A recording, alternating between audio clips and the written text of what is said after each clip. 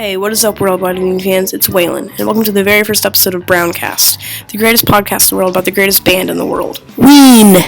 Today, we are going to be going over Ween's 2007 album, La Cucaracha, and seeing if it's really Ween's worst album because it is known to be Ween's most notorious album. We will be interviewing one person, which I will leave till the end for you to tell you, and I'm going to give you my opinion on the album. Okay guys, get ready to strap on that jammy pack, and we are going to be going over my opinion first. Okay guys, so I know this is a controversial topic, but I think La Cucaracha is actually a masterpiece.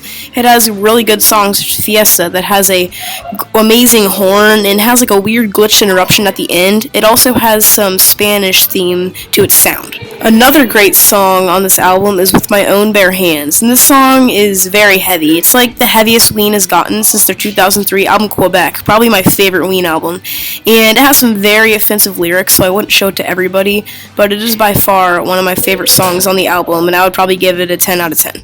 Another amazing song on the album is the song Bag of Fat, which could have been my favorite song on the album if it wasn't an iTunes exclusive. That kind of sucks because over half the population probably can't even access that because it costs money. But this song is really cool with weird, quirky chords and a hilarious voice, and I think it's kind of Spanish-inspired as well. Another great song from the album is the song The Wolf Man. This song was sadly discarded from the album, so it isn't necessarily on the album, but this song is really cool with beautiful chords and a Halloween vibe to it. And the song The Wolf Man showcases a great life lesson. If you ever make a mistake in life, just think of the time Ween discarded this beautiful song from La Cucaracha. Okay, so our guest interviewee is Eric Binkley. He is the one who introduced me to Ween, and we are going to be asking him questions, and he is also a bass player, so he might have some insight on the bass playing on this album. So, I am interviewing Eric Binkley, and the first question is, have you been to any Ween shows? If so, how's your experience? Yeah, I went to one about 20 years or so ago, and man, it was really, really awesome. I didn't know what to expect. I was suggested it by a guy I was in a band with, and it really blew my mind. After listening, do you think La Cucaracha is a good album? Yeah, I mean, Ween's awesome no matter what they do. They always do a bunch of different kinds of stuff. This album's got a cool, like, Spanish style that I really dig. The bass in it's pretty sick, and I don't know, man. Like, I think anyone who's a Ween fan will enjoy it. What would you say your favorite song on this album is?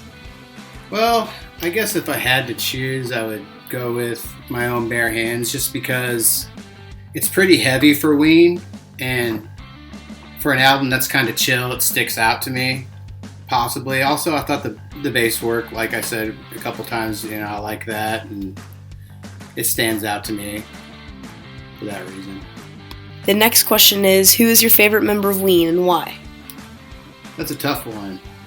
I guess I'd have to say Dean, because he's more of a musician in the fact that he plays an instrument, even though I know Gene does too. Dean is the man when it comes to playing an instrument in that band. Do you think La Cucaracha is brown in any sort of way? And brown basically means so bad it's good and made like that with intention. Well, then yes, because that's kind of what Ween does. You think it's bad, but some people don't realize they kind of intentionally make it to be bad, so yeah, I think that definitely qualifies like almost all their stuff does. Some stuff's more commercial than others, but big fans like the Brown songs for sure. Do you think the song Blue Balloon off La Cucaracha is underrated in any way like me? Yeah, it's got a cool chill vibe to it. I could see it being more popular than it is, but yeah, so it goes. There's always good hidden gems in every band that you think is like a great song and you wonder why they didn't get as much credibility as you think they should have. You mentioned you liked the bass work earlier. What do you think stands out about the bass work on this album? Well, I think what it is he's normally a fingerstyle player, which I am and I normally prefer, but it's cool to hear him do some pick work, and I think it had a good punchiness to it and something different. It's always cool to hear something different every now and again. Do you think Diener was leaning towards a new guitar tone on this album? Well, it definitely sounds like Dean to me, but what I would say was I think that he was I don't know, had like a vibrato he was using with like his whammy bar or something. It kind of made it sound like something a little different than normal, but definitely signature Dean in there. If you know him, you can hear it. Thanks for giving your time to be on my podcast. Oh, no problem. It was my pleasure.